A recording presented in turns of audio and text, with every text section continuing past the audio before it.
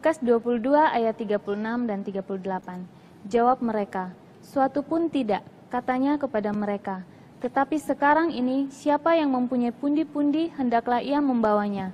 Demikian juga yang mempunyai bekal, dan siapa yang tidak mempunyainya hendaklah ia menjual jubahnya dan membeli pedang." Kata mereka, "Tuhan, ini 2 pedang." Jawabnya, "Sudah cukup." Pak Pendeta Esra, maksud pedang dalam nats di atas apa ya, Pak? Apakah pedang betulan atau hanya kiasan saja? Yang saya tahu Tuhan Yesus melarang murid-muridnya menggunakan pedang. Mohon pencerahannya ya, Pak. Terima kasih. Ya, kalau kita belajar arti kata, kita harus bisa membedakan makna kata itu biasanya ada 3. Pertama itu adalah harfiah, ya, atau letterlek. Yang kedua itu adalah bermakna simbolik, dan yang ketiga bermakna kiasan. Itu harus dibedakan. Kalau kita tidak membedakannya, nanti kita nafsirnya ayat Alkitab ini kacau balau. Kalau kita misalnya ambil contoh burung merpati, baca di kitab Kejadian, Nuh melepaskan burung merpati untuk ngecek air bah sudah turun belum. Yang Nuh lepaskan itu betul-betul merpati sungguhan, maka merpati itu harus merpati harfiah. Maka jangan menafsirkan yang aneh-aneh, itu sungguh-sungguh merpati. Tapi pada waktu Yesus dibaptis lalu turunlah Roh Kudus dalam rupa burung merpati, itu bukan berarti bahwa Roh Kudus adalah burung merpati dan burung merpati adalah Roh Kudus. Kau makan burung merpati, kau makan Roh Kudus. Burung merpati dimakan kucing itu bukan berarti Roh Kudus dimakan kucing. Itu simbol. Maka burung merpati di situ bermakna simbolik. Tapi waktu Anda membaca kata-kata Yesus, "Hendaklah kamu cerdik seperti ular dan tulus seperti merpati," maka merpati di situ harus bermakna kiasan. Kiasan dari apa? Dari ketulusan. Nah, gitu. Harus dibedakan.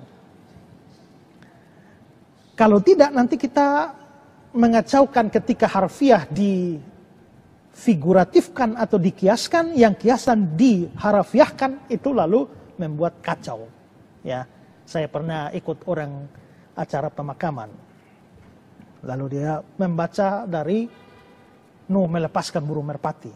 Waktu dia baca ayat, saya bingung, ini khotbah kematian, mau kubur orang mati, bagaimana dia bahas dari Nuh melepaskan burung merpati, ini kira-kira arahnya bagaimana? Saya penasaran. Tapi setelah itu lalu dijelaskan bahwa Nuh melepaskan burung merpati itu. Burung merpati itu terbang ke sana kemari, dan begitu menjelang waktu senja, kembalilah burung merpati itu kepada Nuh masuk ke bahtera dengan membawa sepucuk daun zaitun yang segar. Oh saudara-saudara, hidup kita itu seperti burung merpati, di mana kita melalang buana seluruh hidup kita. Tapi menjelang senja kita semua harus kembali ke rumah Bapa. Mungkin hari inikah senjamu? Apabila engkau kembali ke rumah Bapa, adakah engkau membawa sepucuk daun zaitun yang segar, yang adalah tanda dari imanmu? Wah, haleluya. Nah, itu kelihatannya menarik, tapi itu salah tafsir. Kenapa? Karena merpati di situ tuh merpati sungguhan, jangan diartikan aneh-aneh. Ya. Nah, itu cara memahami arti kata. Nah, sekarang di sini pedang. Nah, begitu juga pedang itu ada pedang yang harfiah. Maka waktu Petrus angkat pedang potong telinga Maltus itu, hamba imam besar itu pedang sungguh-sungguh. Maka jangan khotbah, saudara-saudara, pedang itu adalah firman Allah. Jadi Petrus potong telinga hamba imam besar, berarti Petrus mengandalkan firman Allah. Nah, kalau Petrus mengandalkan firman Allah, kenapa Yesus tegur dia? Kan gitu. Ya. Jadi waktu Petrus potong itu pedang sungguhan, pedang harfiah. Terus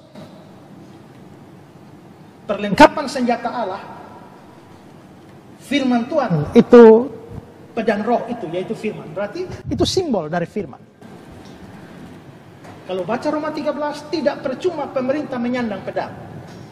Pemerintah menyandang pedang, pedang di situ bermakna kiasan. Kiasan dari apa? Dari hak pemerintah untuk menghukum.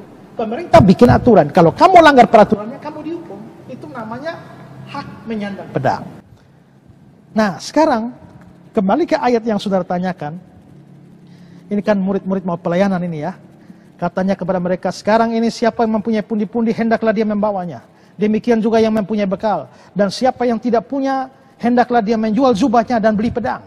Jadi Tuhan Yesus suruh mau pelayanan ini, jubah, jual dulu, beli pedang. Nah pertanyaan, lalu mereka bilang, Tuhan ini 2 pedang. Lalu Tuhan bilang apa? Sudah cukup. Nah apakah Tuhan Yesus memang dalam pelayanannya suruh murid-murid bawa pedang? Ini pedang apa? Apakah memang sungguh-sungguh bawa pedang? Bermakna harfiah? Atau simbol? Atau kiasan? Nah memang ada penafsiran-penafsiran berbeda. Ada yang menganggap bahwa ini adalah pedang yang harfiah. Jadi mereka mengatakan bahwa Yesus betul-betul menyuruh murid-muridnya itu bawa pedang. Bahkan suruh jual jubah untuk beli pedang. Tapi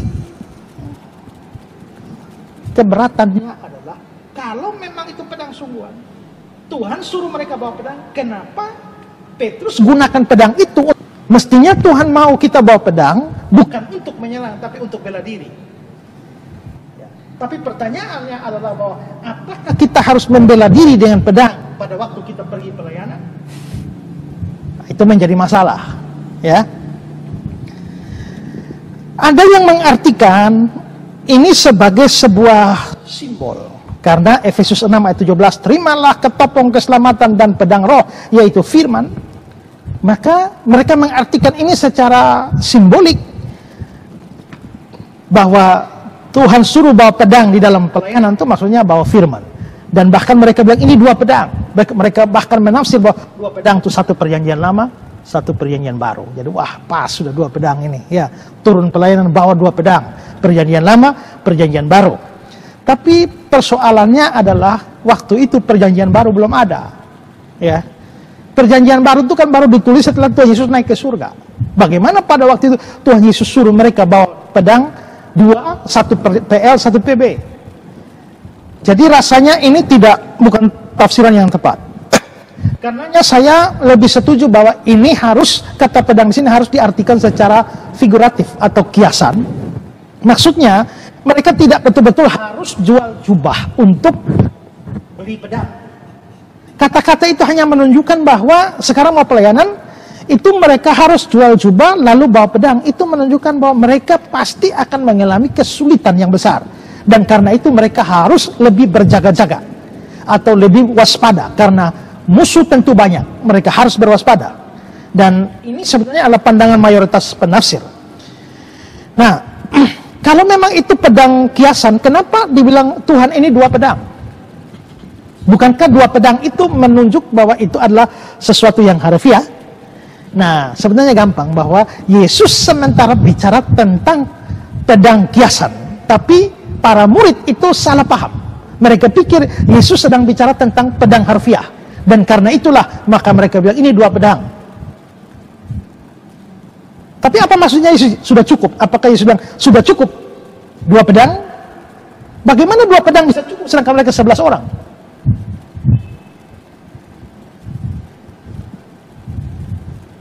Kelihatannya sudah cukup, itu bukan merujuk pada pedang, tapi maksudnya merujuk pada pembicaraan itu. Jadi maksudnya Yesus sedang bicara kiasan, kamu harus bawa pedang, kiasan, bahwa harus berhati-hati karena bahaya banyak. Tapi murid-murid ini karena bebal, dipikir pedang sungguhan, maka mereka bawa kasih Yesus 2 pedang. Yesus sudah cukup, maksudnya bukan cukup 2 pedang, tapi cukup membicarakan hal ini, karena kalian bebal tidak mengerti apa yang saya maksudkan.